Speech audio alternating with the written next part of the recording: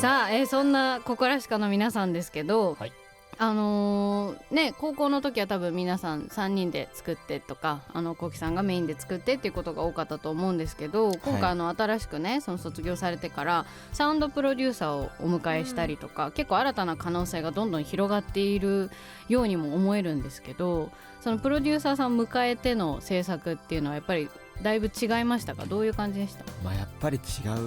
ね。1に勉強2に勉強、なんか僕ら的にもやっぱりそのいろいろ吸収したいっていうのがやっぱ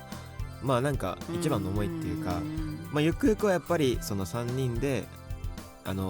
一から作っていきたいっていうのもあるので、そこに向かっての第一線で活躍されてる方がどういうなんか音作りとかどういう思いで音楽に携わってるのかっていうのをなんかもう勉強させていただいてるっていう感じが強いですね。素敵ですね。そうやっぱグループ活動してて、バンドとかでね活動してて思いますけど、本当に多分その自らしっかりその外に声をかけたりとか出していかないと、3人いると3人である程度できてしまうものもあったりするじゃないですか。でも本当にその意識的にね声かけて自分でどんどん吸収してっていうのはやっぱりすごい大事なことですよね。そっかそっか。それでできた曲とかも実際だってあるわけですもんね。そうですね。なんかその特にここがめちゃくちゃ勉強になったというか、その吸収できたなみたいなところってあったりするんですか？じゃあ僕ドラムからコタからちょっと、僕はそうですね、その勉強になったっていうところで言うと、今回一番新しい曲で、その解けないでって曲があるんですけど、それだったら例えばそのドラムのマイキングだったりとか、あと音作りに関してとか、あとは使ってる機材とか、やっぱりドラムってアコースティック楽器なんで、それぞれの機材によって出る音が全く違くて、こういう音出したい時はこういう楽器っていうか、こういう機材の方がいいよとかがあって、そういうのも含めて今回のレコーディングとかで結構いろいろ教えてもらって、ドラム周りのことは結構勉強になったかなっていうのはありましたね。自分が今まで出してた音とまたちょっとガラッと変わりました。ガラッとだったね。見た目もめっちゃ変わりましたね。見た目も変わった。もうドラム全体、ドラムセットに布かけて、ドラムが隠れるぐらいまで布を僕あれ自分の中でお化けドラムって呼んでるんですけど布をかけて布をかけて叩くことでどういう風になるっていう、その布をかけて叩くことによって、その音の例えばタムを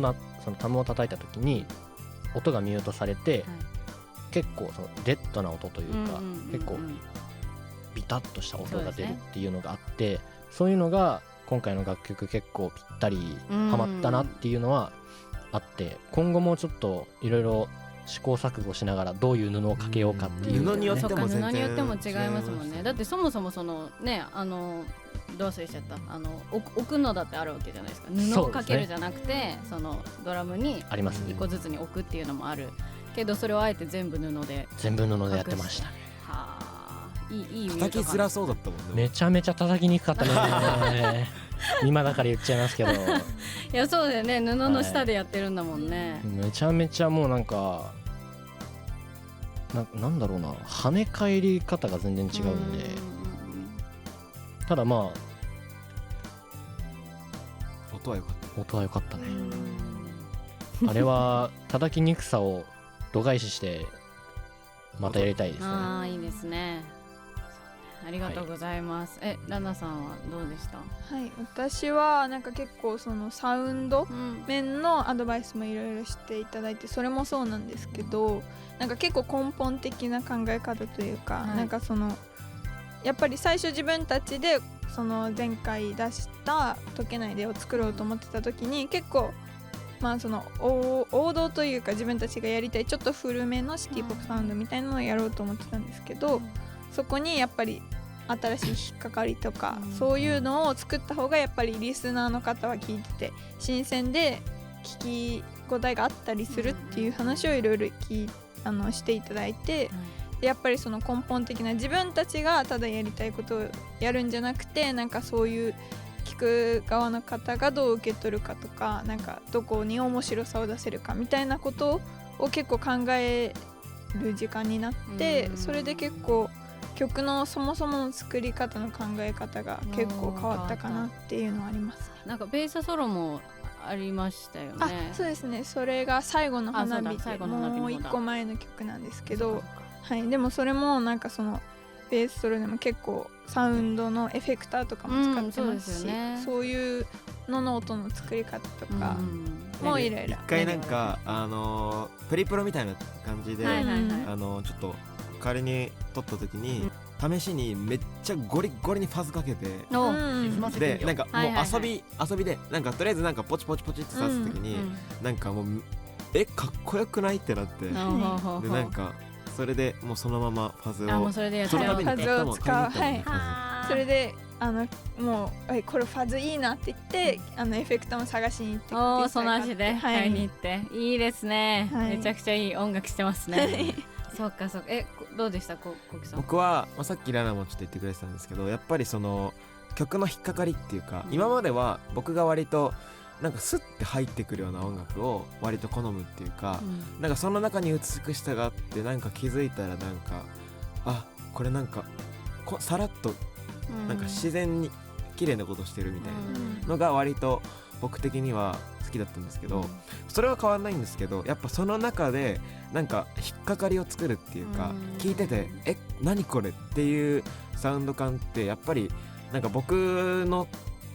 今までの作曲にはなかったなと思って、やっぱそういうところの意識っていうか、音作りとかアレンジからそういうなんか引っかかりを作るっていう意識はすごいなんか強くなったのと、あとはそのやっぱりアレンジ的になんかどういう音を使ったらこうなるんだろうっていうのがなんか自分で作ってると割となんかそのこれ違うなってなってやめちゃうんですけど、意外とやってって完成した時にはこれの音があるからめっちゃしっくりきてるなっていうのがすごいいろいろあって、なんかそこがなんか今までだったらやめちゃってたところがそのこれってかっこよくなるんだっていうのをちょっと教えてもらったっていうの、技を教えてもらったことで自分のアイディアを無駄にすることなく、さらになんか再生させるっていうことですね。アレンジの幅はでも広がった気がします、僕の中でも。すごいいい経験ですね、それはね。なんか解けないでもう聞いてて、その皆さんの今までの曲もちょっと聞かせていただいた中で、解けないではまずそのシンセのリフっていうか、モチーフがあるじゃないですか、あれがまず一個あの曲の顔になるのがなんかすごいやっぱ印象に残るし、なんかそれなんか新しい風が入ったのかなみたいなのすごい私も聞いてて感じて、やっぱそういう曲の顔、なんだっけ引っかかり、引っかかりちょっと日本語がすいませんちょっと日本語が苦手な部分が今ここで出たんですけどそういうのを作るのがすごい大事だなっていうのを私もちょっと聞いてて改めてなんか気づかされたというか、私も勉強させてもらいました。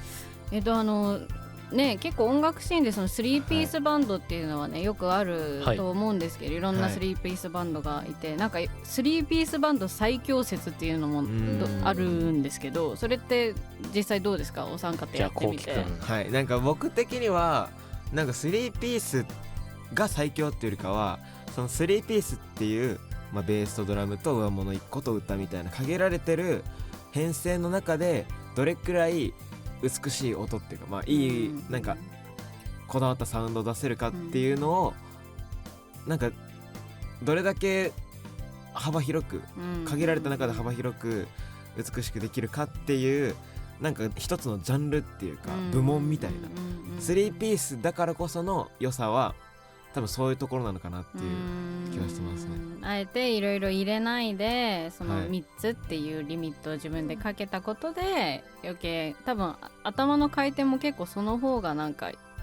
動いたりするんじゃないですかね。でもやっぱりなんか見ててなんか3人でここまでやってるっていう簡潔だけど美しいみたいなのはなんかやっぱり黄金比的ななんかのはあると思いますね。いいですね。less is more って感じですね。わお。はい。下手くそ。わお。わわお。お。OK ありがとうございます。